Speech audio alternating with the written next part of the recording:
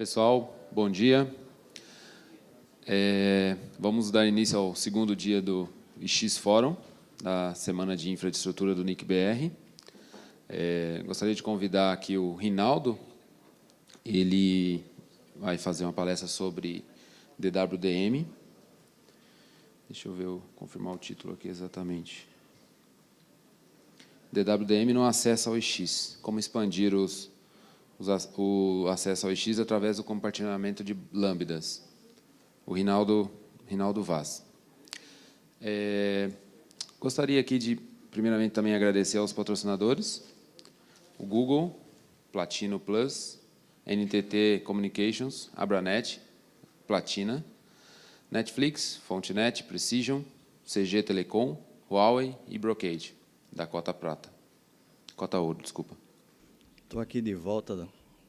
Ano passado não consegui vir e vim falar mais uma vez de uma ideia. Fiquei feliz nas últimas semanas, acho que há uns 2 meses atrás, de que o IX tenha começado a implantar políticas de community, tendo em mente que foi uma ideia que eu trouxe aqui em 2012, já tinha visto essa necessidade. Então, essa ideia que eu venho falar hoje, eu acredito que esse momento é um momento adequado de falar, porque a tecnologia, apesar de não ser uma tecnologia nova, mas agora essa tecnologia está ficando realmente barata para se utilizar em redes de acesso. Eu acredito que seja uma tecnologia aí de mais de 20 ou 30 anos, mas só agora ela está tendo um preço realmente viável, né? Eu sou o Rinaldo Vaz, sou especialista em redes óticas e roteamento inter-AS. Então, esse ano eu não vim falar de BGP pela primeira vez, hein? E sou o CTO na Velo Telecom. Então, vou falar inicialmente da demanda, né? Da demanda por link de dados. Os acessos vêm crescendo cada dia mais, né? Televisão conectada, todo mundo hoje tem um celular conectado. Né? Lá na minha casa, por exemplo, tem 4 televisões conectadas, né? Praticamente ninguém lá em casa assiste mais TV aberta, né? A gente só assiste YouTube, Netflix. Então, tudo isso gera demanda de tráfego. Então, o que acontece lá em casa é uma coisa que acontece na maioria dos lares dos países mais desenvolvidos, né? De uma forma menos significativa nos países menos desenvolvidos, mas essa tendência ela vai ser assim em todo mundo. Então, essa estatística aqui eu peguei no Google, que diz aqui que vai passar, né? Vai ter mais dispositivos conectados do que pessoas nos próximos anos e vão chegar aos 50 bilhões de dispositivos em 2020, dispositivos conectados. Então, como é que a gente consegue dar conta de uma demanda assim? O crescimento do IX também, de 2010, né, até 2016, foi exponencial, atingindo aí a marca de terabits. Então, todo esse crescimento, o reflexo desse crescimento do consumo, né, do IX especificamente, pelos grandes geradores de conteúdo que estão lá, mas essa crescente demanda ela traz um problema exatamente nas redes de acesso, né? As redes de backbone elas têm amadurecido na velocidade adequada, mas as redes de acesso têm sido, digamos assim, um gargalo, né, na entrega desse conteúdo para o cliente final.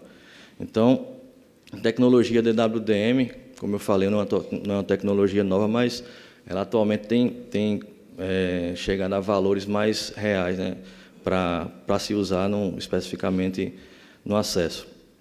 Então, um sistema DWDM não é necessariamente um sistema WDM, né? WDM, que é a divisão em comprimento de onda, você consegue fazer canais dedicados, 100% dedicados, utilizando o mesmo meio físico, no caso, uma fibra ótica, ou um par de fibra ótica. Então, esse conceito do WDM, né, que são os transceivers de uma fibra, né, que muita gente chama de BD, é uma tecnologia da década de 80, se eu não me engano. Então, isso é um sistema WDM. O sistema DWDM é quando você tem uma grande quantidade de comprimentos de onda, né, dentro de um espaço de um intervalo de frequência. Então, por isso que o D de densidade de canais em um intervalo de uma faixa de frequência. Então, nem todo sistema WDM é um sistema WDM, mas todo sistema DWDM é um sistema WDM, que consiste em você ter vários canais, né, trocando em palavras simples, você ter vários canais utilizando a mesma fibra, mas canais 100% dedicados. Então, aí, desde 1980, a tecnologia já vem sendo testada, e ela começa, a evolução do DWDM consiste exatamente no espaçamento, né, no espaço que cada canal usa. Se você tem um canal que ele utiliza um espaçamento menor, você consegue colocar cada vez mais canais dentro de uma determinada faixa de frequência. Então, aí, em meados da década de 90, já se conseguia fazer canais com 50 GHz, né, de espaçamento, e 64 canais transmitidos em uma única fibra óptica. Então, aqui está um exemplo da tecnologia CWDM, que ele utiliza faixas mais distantes de canais, e o DWDM aqui embaixo, que aí são os canais de 50 ou 100 GHz atualmente, e algumas tecnologias do mercado você consegue aí até 96 canais, só no espaçamento de frequências na banda C. Então, a capacidade dos canais também evoluiu muito, né, de 2,5 até canais de 1 terabit, você consegue hoje, só que esses canais que estão em vermelho ainda utilizam técnicas de super channel, onde fazem um canal que ele é um pouco maior do que os 50 GHz. Mas já existem canais de 100 GHz ou de 100 gigabits utilizando espaçamento de 50 GHz. Então, é possível que você tenha 96 canais de 100 GB, ou de 1 GB, ou de 10 GB, não importa, mas utilizando esse espaçamento de 50 GHz. Então, essas faixas de frequência também. As mais utilizadas são a banda C, né? Essa é a mais comum. Mas existem soluções no mercado, por exemplo, tem a solução Lightpad da Padtech, que ela faz uma combinação de banda C mais L, e ele consegue atingir 160 canais de 100 GB em apenas uma fibra. Então, o que vem a ser a ideia do compartilhamento de lambdas? Isso é uma ideia que já é usada, mas geralmente usada aí entre operadoras. Você dá uma lambda para em troca de uma lambda em outro trecho. E aí, como é possível que você, com o seu transponder, você define a sua velocidade, né? Então, você tem uma lambda, você pode ter um canal de 100 GB, de 10 GB, de 2,5 GB, quem decide é você. Na ideia que eu tento mostrar aqui, não é algo que se restringe a usar no acesso ao IX, mas sim de forma geral em redes metropolitanas. Uma forma mais simples de você ter canais dedicados, ao mesmo tempo lidando com o problema que é a escassez de fibra. Então, muitas vezes você precisa pegar uma fibra nova na cidade e a fibra não está inteira num pedaço. Você tem praticamente um anel todo, mas tem um pedaço lá de 2, 3 quilômetros que a fibra não está inteira, né? Ou entra num cabo, emenda no outro, e aquele cabo já está cheio, enfim. Então, qualquer coisa que você consiga utilizar menos fibras, e vou mostrar aqui que é possível utilizar menos fibras e não perder a capacidade de transmissão de dados, então, eu achei que seria uma ideia interessante para debater com vocês hoje. Então, quem ri é porque faz isso aqui, tá? Mas vocês vejam como está a situação hoje, né? Em alguns pontos já não existe espaço nenhum. Não tem mais espaço para você prender um cabo. Então, se a gente encontrasse formas, né, de reduzir a quantidade de cabos, se você consegue fazer um compartilhamento, né, não de cabo, né, compartilhamento de cabo é uma coisa normal, mas um compartilhamento de uma fibra, né, a gente conseguisse reduzir, né, o espaço, né, o uso de fibras que já é tão grande, seria algo bem positivo. A tecnologia ela possibilita isso hoje, né, principalmente eu acho que a quantidade de canais que a tecnologia consegue fazer, ela consegue superar a demanda, porque são 96 canais de 10 GB. Ou numa situação aqui mais simples que eu vou mostrar, 40, 80 canais, é bem fácil fazer. Então, conseguiríamos reduzir muito o custo com infra, né?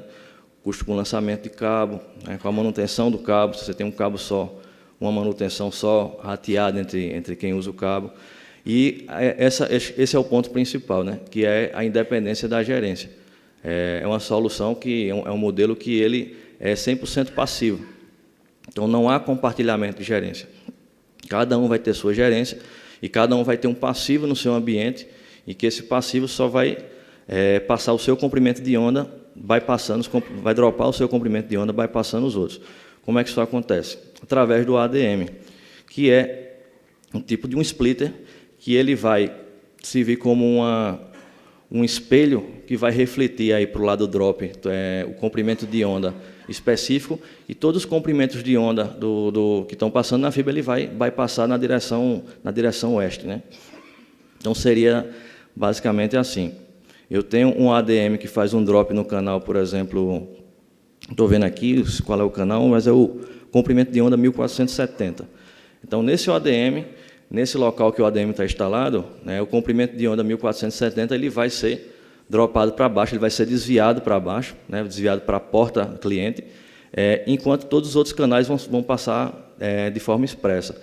Então, esse canal faz o drop e faz o ADD novamente. Então, essa outra porta do ADM, ele coloca novamente o comprimento de onda 1470 na direção leste do cabo. Enquanto os outros comprimentos de onda, eles passam de forma expressa, né, como ponto a ponto. Então, eu tenho aqui um ponto a ponto para mim, no ponto de vista do cliente. Eu tenho um ponto a ponto para a esquerda, né, para a direção leste, tenho um ponto a ponto para a direção oeste, enquanto os outros canais têm um ponto a ponto fim a fim. Então, esse exemplo também eu estou utilizando aqui numa imagem que eu achei de um sistema CWDM, mas a ideia para o DWDM é a mesma. Então, de forma linear, nós poderíamos ter esse modelo. Um switch no X, switch não sabe de WDM, não fala de WDM, ele teria apenas um transceiver que entende o comprimento de onda específico. E cada cliente ele vai ter um ADM no ambiente, em seu ambiente, e esse ADM vai fazer o drop apenas do comprimento de onda específico. Então, eu tenho um cliente 1 que tem o ADM1, e esse ADM1 vai estar fazendo um ponto a ponto com esse multiplexador, vai abrir aqui o canal, o comprimento de onda específico do cliente 1, e ele vai fazer um ponto a ponto do transceiver do X com o transceiver que está no ambiente do cliente. Então, o mesmo vale para os outros, né? Cada um no seu canal. Então, se a gente analisasse esse modelo para uma rede protegida, nós poderíamos ter um anel óptico que daria a volta, voltaria para o X, e você teria esquerda, leste, o canal do cliente 1, e direita, oeste, o canal do cliente 1. Ambos os canais estariam num transceiver do X aqui e outro transceiver do X aqui. Então, cada um com dupla abordagem. E uma dupla abordagem que não depende de ativos, não depende de span tree, não depende de APS, não depende de nenhum protocolo G8035, né? Não há complexidade. O que vai haver apenas é uma agregação de portas. Então, no ponto de vista lógico, o que seria essa topologia aqui. Duas portas agregadas, né? Uma capacidade aí de 20 GB ou de 1 GB, se preferir, mas uma capacidade que, se houvesse um rompimento em qualquer lado desse anel, né? Um rompimento em qualquer parte da fibra, no ponto de vista lá do acesso do X, teria uma porta que estaria fora, mas sem a complexidade do anel, apenas como uma dupla abordagem linear. Então, como todo modelo, há vantagens e desvantagens, né? Mas vou falar primeiro das vantagens, que seria a criação de um anel metropolitano compartilhado, com a significativa redução nos custos, né? Obviamente. Os equipamentos são 100% passivos, então não há o risco de um equipamento que está no ambiente de um dos participantes ele fazer algo, né, mexer em algo e parar a rede. Não, na verdade, o que vai fazer é parar um lado do anel. Se o cara for lá desligar, mas ele, de forma lógica, ele não vai conseguir interferir, não vai conseguir causar um loop na rede, por exemplo. E independência na gerência. Cada um continua tendo a sua gerência, cada um continua tendo a visualização do seu nível de sinal óptico, né, do seu nível de taxas de erro e outras informações de forma independente, pois cada um tem um canal independente. E aí a proteção nativa, né? Se eu tenho dois lados, duas abordagens, eu já tenho um modelo que já nasce com proteção nativa. Só que vai precisar, obviamente, de duas portas agregadas do lado do X. E aí é uma solução relativamente de baixo custo. E aí muita alta escalabilidade. Vou mostrar aqui quanto de capacidade a gente conseguiria. Obviamente, teria que ter a dificuldade do NIC homologar, atualmente, ele teria que homologar transceivers e passivos, né? a menos que não houvesse uma participação do NIC, né, do PTT, nessa parte dos canais de WDM, e ele ficasse só com a parte de homologar o canal. Então, hoje o NIC, o PTT, ele aloca para o participante uma VLAN e um IP. Então, num modelo como esse, além de alocar para o participante uma VLAN e um IP, teria também um canal de WDM alocado para aquele participante, porque atualmente todas as conexões de longa, né, as conexões LR, são feitas em 1310, não sei se usa 1550, usa 1550 também. Então, haveria uma outra modalidade que seria o canal específico. Então, quando o participante fizesse uma adesão, ele teria a sua VLAN, teria seu IP, mas também teria o canal específico, porque o NIC colocaria, o PTT colocaria do lado dele um transceiver que falaria no comprimento de onda X. E o participante deveria providenciar um transceiver do comprimento de onda X, senão não funcionaria. Então, essa também vem a ser uma dificuldade. Outra dificuldade óbvia, né, seria a definição da responsabilidade de um cabo como esse, né? Quem faria a manutenção? Mas eu acho que, nesse contexto, uma ideia boa seria que o PTT fosse neutro em relação a isso. Um grupo, talvez uma empresa independente fizesse a manutenção e os participantes que fizessem uso compartilhassem essas lâmpadas, rateassem a manutenção. Esse modelo também, apesar de causar, né, ele tem uma grande simplicidade, né, dispensar o uso de amplificadores, de alinhamento de canais, acaba sendo limitado aí a distâncias pequenas, né, mas distâncias pequenas no ponto de vista do que a tecnologia da WDM proporciona, que seria uma distância de dezenas de quilômetros, 30, 40 quilômetros. Eu fiz um exemplo aqui para em torno de 50 quilômetros, mas é possível fazer um pouco mais. Então, no modelo simples, eu tentei fazer uma simulação onde a gente conseguisse fazer canais de 10 GB, cada participante com canais de 10 GB, e até 16 participantes, um sistema que escalasse até 16 participantes. Considerando aí que eu tivesse transceivers potência de 1 dB, eu tivesse aí a perda de inserção nos MUX que tivessem do lado do acesso, né, do lado do X, com a perda aí de 4,5 dos dois, ou de cada um, teria aqui uma perda de drop em cada canal e teria uma perda total na fibra de 13 dB, considerando aí que fosse uma fibra de 0,25 dB por quilômetro, teria uma perda aí de em torno de 13,75 dB. E aí eu teria um sinal aí de menos 17, considerando aí que a sensibilidade do transceiver, dos que tem no mercado para essa aplicação, são em torno de menos 23, então teria aí um sinal aí consideravelmente bom, né, com uma margem de segurança de 3 dB, e conseguiria ter aí, numa fibra de até 0,25, conseguiria ter até 55 km no maior lado. No caso do menor lado, esse participante aqui teria uma distância pequena. Então, o cara que teria uma distância equilibrada seria o cara que estivesse lá no meio, né, exatamente na metade. Então, o preço dos ativos, eu fiz uma pesquisa aí, isso é um preço de referência, pode ser que seja mais caro, pode ser que seja mais barato. Seria, em média, aí, uns 37 mil aí, a quantidade dos passivos, né, só do lado do X, do lado do X teria o multiplexador com todos os canais. Então, todos os canais seriam abertos do lado do X, na direção leste e na direção oeste. Do lado do participante seria bem mais simples. Eu teria apenas um OADM que faria o drop do canal específico. Então, seriam 16 OADMs diferentes, porque cada OADM faria drop do canal específico do participante. Então, um ADM, cordão óptico e um transceiver, né, no comprimento de onda específico, em torno aí de $2.500. Então, o custo total aí, para os participantes, ficaria em torno de 77 mil. E aí, essa é a parte mais barata, essa seria a parte mais cara, que seria o lançamento do cabo óptico. Também fiz uma referência que vai variar, e pode variar muito, dependendo da localidade, mas para ter noção dos custos de como seria se você cada participante fosse fazer um lançamento de cabo sozinho, né, ou se fosse fazer um lançamento de cabo compartilhado. Então, o cara que está mais próximo, né, vai ter um custo, obviamente, menor, que ele vai gastar menos metros de cabo. Mas o cara que está lá no meio, né, mais ou menos aqui, ó, o participante 9 e 10, ele teria aqui um custo de 350 mil para lançar um cabo aí. Eu acho que eu considerei aí R$ 5 o metro lançado na cidade, né, sem considerar postes. Então, note que o cara que está no meio, na metade, realmente vai ser o cara que gasta mais.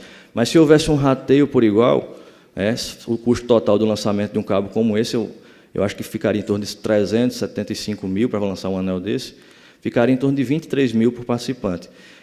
E também fiz uma outra conta, uma conta aproximada, se você fosse fazer um rateio proporcional à distância de quem está, porque o cara que está mais próximo, ele vai ter uma distância menor, então gastaria menos cabos se ele fosse fazer sozinho. Apesar de que ele tem também, né, ele vai fazer uso do lado todo do anel de proteção. Mas, de qualquer forma, eu fiz esse cálculo aqui. Então, se fosse fazer um rateio proporcional a quem está mais perto, daria em torno de 10 mil para quem está mais próximo, em torno de 36 mil para quem está mais distante do cabo, para quem está lá na metade do anel. Mesmo assim, há um valor bem longe do valor total de você fosse lançar um cabo, mesmo que você fosse o participante que está mais próximo, que gastaria em torno de 44 mil reais para lançar um cabo de 12. Tá? Então, a escalabilidade do modelo, em um cabo de 6 fibras, eu conseguiria replicar essa quantidade de 16 canais por participante, 16 canais por direção, em 3 vezes, então eu teria a capacidade de 60 gigabits por participante. Se eu tivesse um cabo de 12, eu teria aí 6 canais por participante, porque eu preciso usar 2 fibras.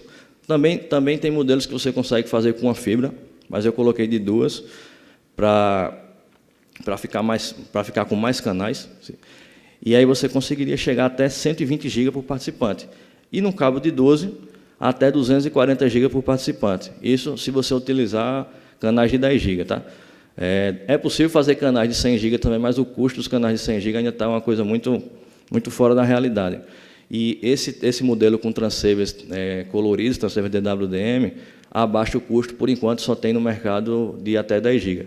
Mas eu acredito que, para hoje, para a maioria das necessidades de acesso, como eu falei, é uma ideia, né, é um modelo para se usar em acesso, não especificamente para utilizar no X, o X é só uma ideia, se isso ajudar, vai ser muito bom, mas para que se possa usar em redes de acesso, né, uma rede de acesso que você quer simplificar a dupla abordagem, você tem um anel que passa na cidade toda e você não precisar estar colocando switches, colocando ativos, que eu acho que hoje é um dos maiores empecilhos, o custo de você ter ativos no anel todo, né? Você tem uma rede metropolitana, tem vários switches lá, você pode ter um modelo como esse, respeitando as distâncias, você ter canais dedicados de 10 GB protegidos por 2 abordagens.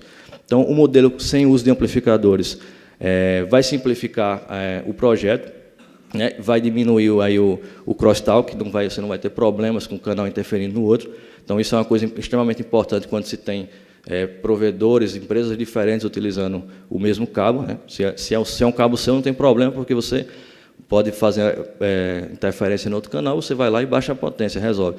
Mas empresas diferentes fica aparecendo aí o rádio. Né? Então, é um modelo que não tem esse problema, já que não tem amplificadores EDFA. E como são curtas distâncias, você também não vai ter problema aí com dispersão cromática, que é um fenômeno aí que começa a causar problemas no sistema, próximo aí dos 100 km, que não é o caso dessa ideia. Então, a simplicidade relativamente baixa, né, comparada aos sistemas de longa distância. Então, como eu falei, só reforçando, é um modelo que é uma ideia que pode ser utilizada nas redes de acesso de forma geral, né, e não só para utilizar no acesso ao X. Então, não sei se eu estourei o tempo, se ele já tinha começado quando a gente estava aqui no Wi-Fi, mas qualquer dúvida aqui pode falar.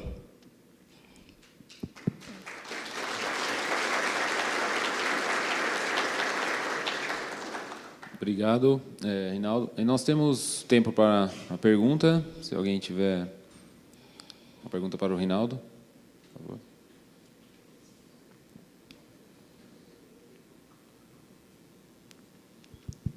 Alô? Salvador, do NIC-BR. Reinaldo, a gente chegou a considerar, quando a gente iniciou o uso de sistema DWDM, a gente chegou a considerar o CWDM. Porém, a grande demanda que a gente tem é para regiões distantes dos pontos centrais, que é Barueri, e os centrais ficam aqui no Brooklyn, né? Então, CWDM não foi uma opção por questão de amplificação. O CWDM em si não atingiria as distâncias, né? Esse é com relação à tecnologia do WDM. Com relação à questão do uso de canal dedicado a participante, a gente, em algum momento, chegou a considerar também, né, até uma ideia que essa sua ideia realmente chegou a ocorrer para a gente, porém, a gente perderia em 2 aspectos. Primeiro deles, a questão estatística, que a gente não conseguiria compartilhar um mesmo canal, sendo 10 GB, né, porque todos os canais de DWDM que a gente chegou a utilizar foram 10 GB, desde sempre. E a questão da administração do canal associado ao participante. Quer dizer, hoje o participante se conecta em interfaces LR ou SR a um switch presente dentro de um Pix remoto. Sim. Essa questão dele usar um canal dedicado, quem cederia essa interface? Se ele fosse comprar isso, a gente teria que ter todo um relacionamento de administração de canais, porque do nosso lado a gente colocaria um canal nosso, do lado dele ele teria que colocar. Entendeu? Porque a interface hoje do participante, no equipamento do participante é dele, entendeu? Então, esse seria um outro aspecto. E, com relação à questão da proteção, ele não só teria que dispor de uma interface, mas seria de 2, porque o canal, ele teria que fluir, esse canal fluiria por 2 sistemas DWDM, né, de transmissão, que não tem um compartilhamento ou um mecanismo de proteção. Então, foram essas questões que fizeram com que a gente não continuasse a considerar a solução do DWDM no participante, entendeu? Entendi, foi exatamente os empecilhos que eu tinha considerado, pela necessidade de você passar a ter que homologar, realmente, a dificuldade de você ter que se preocupar com VLAN e IP, você também ter que se preocupar em definir um canal para cada participante. Isso, então, e assim, a questão de ter que ter um canal, cada participante ter um canal dentro de um sistema compartilhado de transmissão, hoje a gente já tem um certo lead time com relação à ativação, mesmo utilizando interfaces padrão, né, de conexão nos nossos switches. Se fosse cada um dos participantes tivesse que usar um canal específico, ficaria mais difícil de administrar. Entendeu? Você tem que comprar tal canal, o outro tem que comprar tal, então ficaria uma coisa... Mas a gente chegou a considerar isso, tá? Então, tomara que aconteça como as políticas de community que eu estava falando em 2012 e agora em 2016 começaram a usar. Então, esperamos aí que em 2020 a gente esteja com essa ideia, porque a demanda de banda daqui para lá deve estar bem grande e provavelmente as conexões LR não vão atender algumas demandas aí. Mas, como eu falei, espero que seja uma ideia aí para que todos possam considerar, para utilizar nas próprias redes de acesso, pela simplicidade das proteções, né? Embora venha a complexidade de você administrar canais, mas acaba te trazendo uma simplicidade de proteção por ser uma rede toda passiva, né? A rede por toda a cidade ela vai ser uma rede passiva e você vai trazer a complexidade só na ponta do cliente e no local onde concentram os canais. Sim. Hoje a gente já usa a solução passiva para PICs que estão mais próximos do central. Só que, ainda assim, no modelo compartilhado em termos estatísticos, né? Essa interface colorida ela entra num switch nosso e as conexões com o central vão ser compartilhadas em termos de capacidade. Porque muitas das portas que a gente tem de acesso em 10 GB, elas não utilizam a banda total da porta, né? Então, a gente acaba tendo ganho estatístico ali, considerando a conexão do DWDM no uplink do switch, né? Entendi. Vocês fazem para o ponto a ponto só. Vocês fazem um ponto a ponto para eles, entendi. Eu acho que todo mundo está usando as soluções porque tem funcionado bem para curtas distâncias, né? Longa distância é outra coisa, mas curtas distâncias custa muito pouco. O transceiver está se aproximando do valor de um LR normal. Ainda está um pouco mais caro, mas o valor já tem soluções aí de $1.000, $1.000, $2.000 o par do transceiver. É verdade. Tá bom, obrigado. Obrigado também. Rinaldo, eu tenho uma dúvida, na verdade. Galvão. Oi. Você citou ali sobre as vantagens, né? Baixo custo, escalabilidade e tal. Você chegou a fazer Eu vi que você comparou sobre o lançamento de cabos. Mas esse cabo, por exemplo, você considerar um lançamento de um cabo com maior capacidade versus o custo do sistema. Maior capacidade de fibra, né? Na verdade, um cabo com maior número de fibras. Você chegou a fazer um comparativo desse custo versus a compra de um sistema de DWDM, por exemplo? O custo que eu considerei aqui foi só de você fazer o lançamento do cabo, se você fosse todo mundo ter que lançar um cabo, né? O contexto aqui é quando eu tenho um participante que quer chegar no X. Então, ele vai chegar no X, ele está disposto a lançar um cabo. E eu tenho um outro participante que ele está querendo chegar no X e ele está disposto a lançar esse cabo. E eu tenho mais outros 14 participantes que vão lançar um cabo. Então, eu teria 12 cabos individuais lá, com cada cabo com 12 fibras, 10 fibras ociosas, digamos assim, fosse cabo de 12, cada um com 10 fibras ociosas. Então, a ideia seria que houvesse um cabo só, compartilhado entre os participantes, e todos os participantes utilizassem só 2 fibras. E aí, se precisasse de mais fibras, de mais canais, acendessem novas fibras nesse mesmo cabo. Então, a ideia seria aí de você compartilhar um cabo só, né? Reduzir o custo com cabo. A ideia de você usar um sistema convencional de WDM, nesse contexto, não se aplicaria, porque se fosse para o cara fazer sozinho, aí ele lançaria a fibra e acenderia com interfaces LR comuns, né? E teria o custo dependendo da sua distância, chegar aí aos 375, se eu não me engano, com 2 abordagens, né? Então, a ideia seria você reduzir o custo com o cabo, aí com o negativo aí de você aumentar o custo com a complexidade no acesso, né? De ter um transceiver mais caro. Tá bom. Agradecer ao Reinaldo. Obrigado, Reinaldo, pela apresentação. Obrigado a todos.